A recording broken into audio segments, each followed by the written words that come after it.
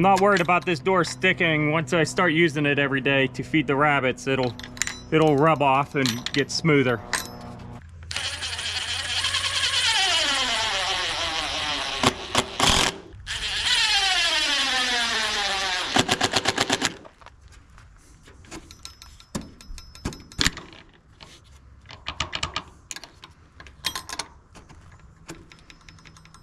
I think that works pretty good.